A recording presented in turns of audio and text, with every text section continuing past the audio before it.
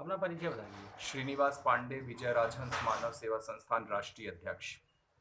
जी, श्रीनिवास जी, आपकी संस्था विजय राजहंस जो मानव सेवा समिति जो आप बता रहे हैं, ये संस्था के अंतर्गत जो है आप क्या कार्य करते हैं? हम क्या प- मकसद है आपकी संस्था का? हमारा मकसद ये था कि हम समाज के उत्थान और देश के विकास के लिए काम करें। सरकार तो काम करती रहती है, लेकिन अब ऐसी संस्था की जरूरत आ गई है देश को कि जो रियल मायने में सही ढंग से काम को अंजाम दे सके। हम पर्यावरण पे, बाल मजदूरी पर, नारी सशक्तिकरण पर, और जो बुजुर्ग एकाकी जीवन जीने पे विवश हैं उनके लिए कार्य कर रहे हैं। और जो स्ट्रीट चिल्ड्रन भीख मांगते हैं, हम चाहते हैं कि वो भीख ना मांग के पढ़ाई करें, जिससे देश उन्नति की राह पे चले। श्रीनिवास जी, जैसा कि आप अपनी संस्था के साथ संचालन करने के साथ ही हम्म, आप और भी क्या कार्य करते हैं? हम एक शिक्षक है, हमारा विजय ट्यूशन ब्यूरो चलता है, ओम कृष्णा ब्यूरो चलता है, और हम एक कॉलेज में पढ़ाते हैं जो कि गवर्नमेंट एडेड कॉलेज है, उसमें शिक्षा देते हैं। तो आपके ये संस्था बनाने का आपका मकसद क्या था? जब हमने देखा कि बहुत ज़्यादा देश में अराजकता, भ्रष्टाचार, और देश उतने राह पे नहीं चल रहा है जैसा चलना चाहिए। आपको याद होगा 1917 में जब रूस में क्रांति आई थी, तो लेनिन की भी यही सोच थी कि हमें रूस को बदलना है, और लेनिन ने उस रूस को बदला। और आपको ये भी जानकर आश्चर्य होगा कि भगत सिंह लेनिन के बहुत बड़े भक्त थे, और उसकी किताब अंत समय में वो उन्होंने लेनिन की किताब ही पढ़ी और वो फांसी पे चढ़ गए। तो हमें वही सोच के चलते हमने भी ये निर्णय लिया कि हम संस्था बनाएंगे। संस्था तो बहुत खुली हैं, लेकिन संस्था का मुख्य उद्देश्य मतलब सिर्फ पैसा कमाना है, तो हमारा ये नहीं नैतिक कर्तव्य है कि हम पैसा कमाएं। हम समाज और राष्ट्र के लिए काम करते हैं।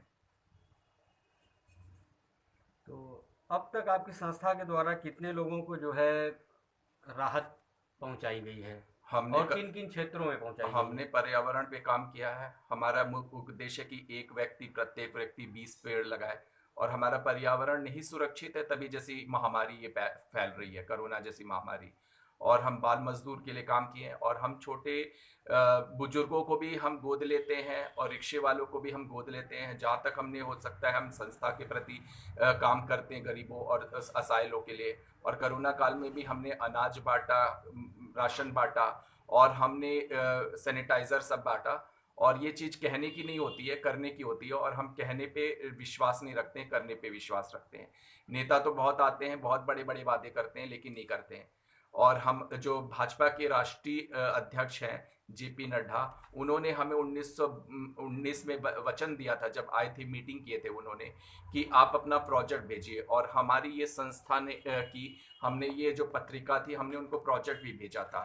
ये पत्रिका प्रोजेक्ट था, ये हमारा प्रोजेक्ट था। हमने उनको प्रोजेक्ट भेजा, हमने स्मृति ईरानी को भेजा, मोदी जी को भेजा, योगी जी को भेजा, हर भाजपा नेता को भेजा, लेकिन हमें रिस्पॉन्स नहीं आया। ये एक विडंबना ही कह जाएगी इस देश की, कि जो व्यक्ति काम करना चाहता है उसको लोग मतलब उतना तवज्जो नहीं देते, उसको बहुत ज़्यादा बढ़ाते नहीं है।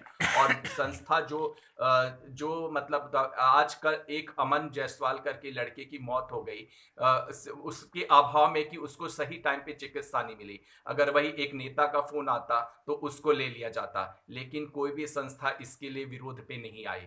हमारी संस्था इसका पुरजोर विरोध करेगी, और हम कल सड़क पे उतरेंगे भी। लेकिन हमें ये राजनीति नहीं करनी है। हमारी ये मोदी जी से भी गुजारिश है, और हमारी योगी जी से भी गुजारिश है, उस संस्था को आप प्रमोट कीजिए ना जो रियल में काम करना चाहते हैं। अभी तक हम 2017 से लेके 21 तक 2 से 3 लाख रुपए अपना खर्च कर चुके हैं।